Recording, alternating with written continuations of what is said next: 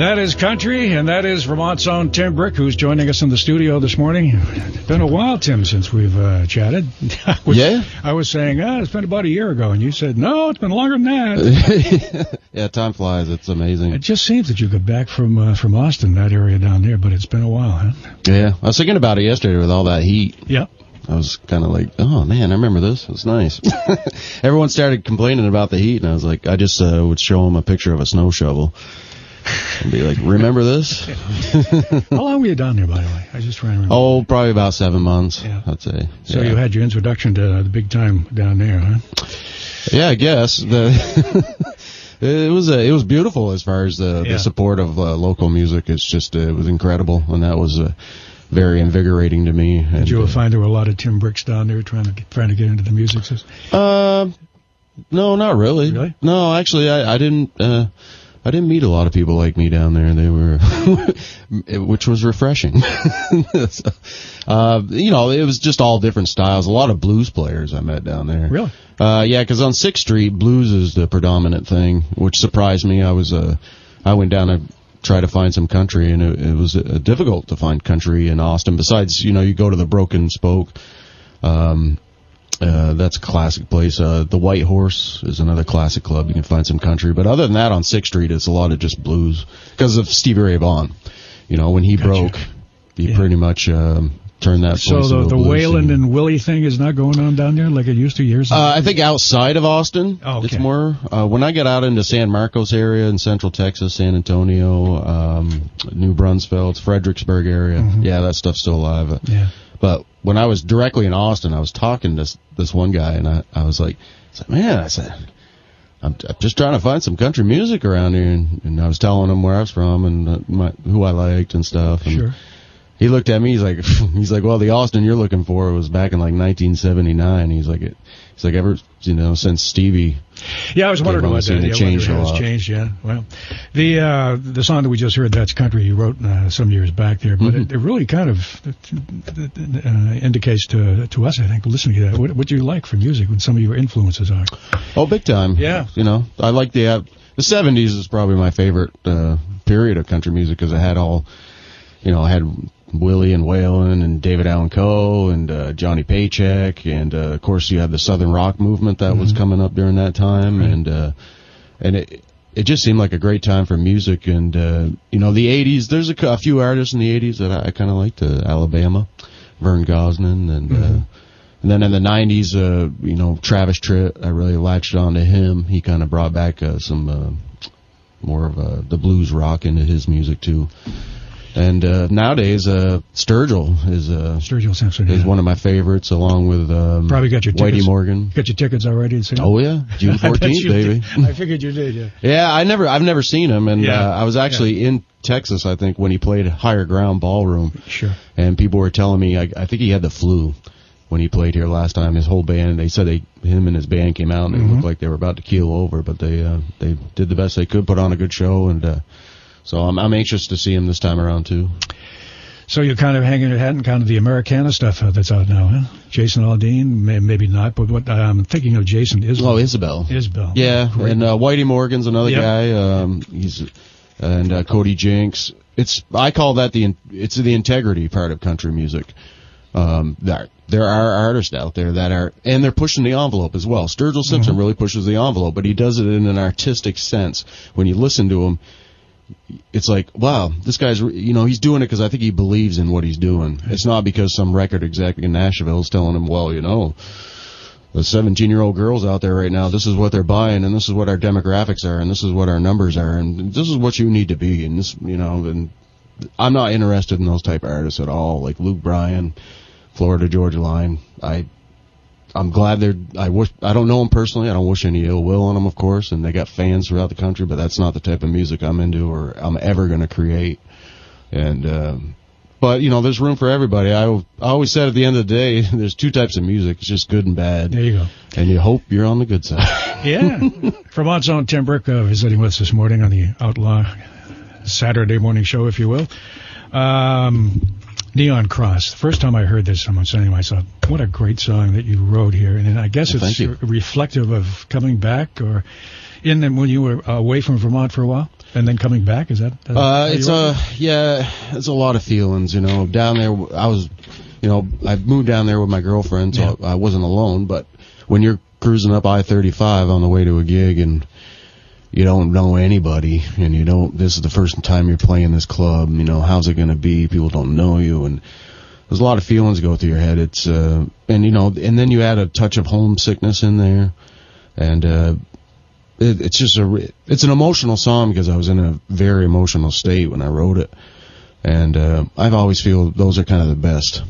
And, either side of the spectrum, that time I was kind of more inflective and searching, and then there's other tunes where I'm, very on top, very happy and energetic, and those songs are great too. But there's always, that's what I'm trying to say as far as like even the music I listen to.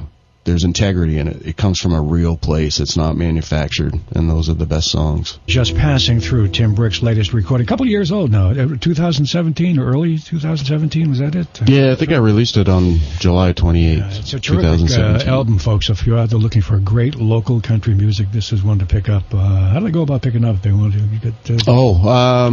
The best way is online. Yep. You can go to my website at timbrickmusic.com, and you can get it right there. I'm also on iTunes and Spotify, Amazon.com. Trying to think of some other, of course, YouTube. I'm all over that, and Pandora. So it's not. Just Google Tim Brick. That's right. Tim Brick Music, I think, is what the official one, isn't it? Yes, timbrickmusic.com. Yep. Tonight, tell us what's happening tonight. Going to be rocking the Dairy Fest up in Enosburg Falls at Lincoln Park, and we hit the grandstand. I believe 8 o'clock is when we start. We go from 8 to 10. Fireworks will start at 9:30, and it's a great view. I mean, they're right over the park, so you can sit there and enjoy the show and then see the fireworks. I played there a few years back, and it was good timing because we did Jamie Johnson's In Color, and right while we were doing that, the fireworks were going off behind us, and it was kind of a magical moment. And so I'm looking forward to tonight. I think the weather's going to be great. It's going to be in the 70s. You can't get much better than that. Any changes in the band with you? No, I still got old George Seymour running with me. Old George. He just got back from climbing a mountain. He liked climbing those mountains. I know he does. Up in Scotland, I think it was. Yeah, Ben Nevis was the name of the mountain. Yep. He went out there. So you got George on pedal steel, huh? Yeah, and I also got Scott Cornet on bass. He's out of Williamstown area. And then I got Gary Spalding will be on the drums, coming up from Rutland, and it'll be a good time. We're really looking forward to it. You got a busy schedule this summer. You got a couple of other dates you want to pass? Certainly. Well, besides tonight... Jack, I want 5 minutes now. Go ahead. I actually did my homework. I wrote it on a piece of paper before I came in. I was responsible this morning. June 16th, we're going to be over in Bristol for the Pocock Rocks Festival. Yep. We'll be hitting the stage at 4 o'clock there. July 13th, Friday the 13th. We're going to be over in Bradford for the Bradford Fair, doing a 2-hour concert there. Back in my hometown of Barrie, I believe it's August 8th, we're going to be doing the Courier Park concert series. It's always a great series, yeah. Yeah, definitely. Also, July 31st, Gifford Park concert series down in Randolph. We're going to be at the 14 Star Brewery up in St. Albans on August 4th. Down in Rochester for the Rochester's concert series, August 5th. And we've got two big shows coming up. August 17th at the Vermont State Fair, we're going to be doing 3 shows. First 2 will be at 1 o'clock and 3 o'clock on the Sugar House stage. And then we move over to the grandstand at 7:30 to open up for Vermont native Dan Tominski. Oh, yeah. Yeah. He's promoting a new album, and he's coming back home for a hometown show, and... that'll be great. Yeah, I'm really looking forward to that one. And we got a good show coming up locally in Barrie on September 15th at the Barrie Elks. It's a benefit for the Vermont Special Olympics. And as of right now, tentatively, the way it's looking, it's going to be me and Jamie Lee Thurston doing a show together, so that'll be a monumental thing. Have you worked with him before? Very few times. Yeah, the only time I ever did officially was the first year of the Crossroads Motorcycle Rally. Right. I did a 2-hour set before he came on in the evening. And other than that, our paths cross here and there. I know I see you from time to time down at Sweet Melissa's. You're either guesting with the Mark LeGrand or you're doing something else down there. Oh, yeah, drinking mostly. Well, no. I've seen you a couple of times playing down. Nice one there. Okay, well, I want to get back to one of your songs on there, which I like a lot, as well as Neon Cross, and that's the Green Mountain Home one, which really speaks about what the state means, and I guess to you, because by the way, everything on Just Passing Through is it's all Tim Brick. It's all of his songs, all original songs, which I love. And I can't afford the lawyers. Well, I can't afford the lawyers. Stuff, Jack Donovan along with you this morning. With us is Vermont's own Tim Brick visiting with us before he heads on up to Enosburg Falls later tonight for the Vermont Dairy Festival. Hope many of you folks, if you're looking for something to do tonight, can head up there and catch Tim. I think you get underway around 8 o'clock, as I remember. Is that true? Yeah, that's what the schedule says. Yeah, we all know how that one goes. Yeah. What I like about this particular recording here is it's pretty much 99.9% all Vermont recording. Everybody on here for the most part, from the producer on down, from Colin McCaffrey, who always adds his personal touch to anybody that comes into a studio here. Yeah, I know he's helped you out with past recordings as well. Oh, big time. And you got Russ Lawton on drums, Colin's playing in here, Jim Pittman on dobro. I'm not familiar with Eric O'Hara, but maybe you can fill us in. He plays steel guitar in this, but when I first met Eric O'Hara, he was brought up for the Three of a Kind sessions, and I think at the time he was living in Connecticut. But I think he's originally from New York, and now he's moved back up to the New York area. I think he's right across the pond, and he works with Colin on a lot of stuff. I mean, Colin's got his go-to core guys, and Eric's definitely one of them. And you got Patty Casey, Danny Cohen, Mark LeGrand, and Colin on this particular recording singing harmony. It's a great song. Yeah. It's called Green Mountain Home. So did you write that before or after you came back from Texas? Oh, before. Well, before. Did you? Yeah, I think it was right before I hopped in the U-Haul. For some reason I thought you might have wrote that after. Oh, no, that was... what spurred it was because, with social media nowadays. Yeah. Springtime was coming... And it was a late spring arrival that year, if I remember, up here in Vermont. So people were posting and all this stuff, and it kind of was spurring all these. I was seeing a lot of familiar places back home, and so I think you covered it pretty well. I tried. I couldn't get Lake Champlain just because it's hard to rhyme. You got Thunder Road in there pretty well. That's right. I wanted to make sure I got that one because I literally grew up a mile away from that track. I mean, I would Thursday and Sundays it would lull myself to sleep hearing them cars going. And so you're a Barrie boy, huh? Oh yeah, definitely. Yeah,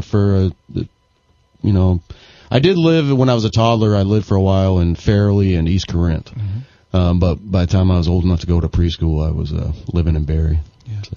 So tonight you'll be in Enosburg Falls, and you want to run off just a few of those close so folks can come. Oh, sure. Well, tonight we'll be hitting the stage at 8 up in Enosburg Falls at Lincoln Park. And then June 16th we'll be over in Bristol for the Pocock Rocks Festival. And Vermont State Fair is a big one. August 17th we'll be opening for Dan Tominski down there in Rutland. And then the Vermont Special Olympics show in Barrie at the Barrie Elks with me and Jamie Lee. I think that will be definitely a highlight show to see. Great. So as they say in the business, when they come to a town, when the Tim Brick Band comes to a town near you, please come out and visit them, and you'll have a great evening of music, that's for sure. You do a lot of solo stuff, I know, as well. So yeah, it's about 50-50. I do solo, I do acoustic duos, and then with a full band, it keeps me busy, and it keeps my chi in balance. Still, how often are you writing? Well, it's good that you mentioned that because I've been in the past year involved with marketing, and because I'm like all the other Vermont musicians, I'm a DIY guy. I do it myself and book the shows, market the shows, make the posters, drive the posters up, and in most cases I'm walking the streets putting them up, and so. In that sense, I didn't have a lot of time to write, and it was like a backlog. And as a writer, when you're not doing what you feel you should be doing, it gets frustrating. So I said, I'm putting everything down, and I'm going to just try to concentrate, see what's in my head, and because I got a lot to say, that's for sure. And so I just started. I wrote a new song a couple weeks ago. It was the first one I've written in months, and it's called One Step from Fallen. Uh-huh. And I'll probably, the next time I'm up with you, I'll bring my guitar up, and I'll do it live on the air for you. Terrific. That'd be great. Once you got one, the rest of them come easy. So. All right. It's always a pleasure to visit with you, Tim. Appreciate it. Oh, thank you, Jack. It's always a pleasure to be here.